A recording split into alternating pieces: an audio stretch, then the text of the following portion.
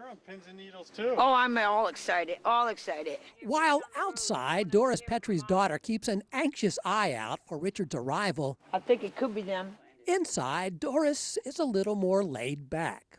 But after 80 years, she quipped, what's a few more minutes? I'm trying to keep it down because my blood pressure is shot up, you know. For decades, just a handful of faded photographs were the only connection Doris had to the brother she hadn't seen since 1931.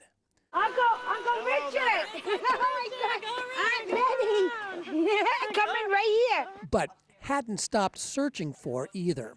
And though she'd always dreamed of one day reuniting with Richard, she honestly never thought this moment would ever happen. How you doing? You want me to carry you? No, he has to get the walker first. See you walking. I wrote in the card there from my uncle. Thank you for making my mom's life complete, you know, by coming here. And that's her last wish, because she was like almost going to give up, you know. And I'm like, no, Mom, this is going to happen. Yeah. Oh, yeah, she looks good.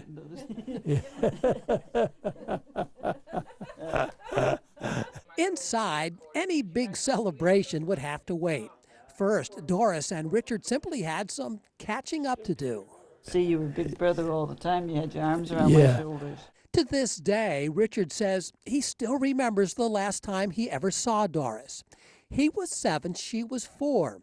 Their mother had suddenly died, and the two were sent off to live in separate homes. And I can remember her standing down there in the driveway, and I was in the back seat, and I was waving to her till I got out of sight.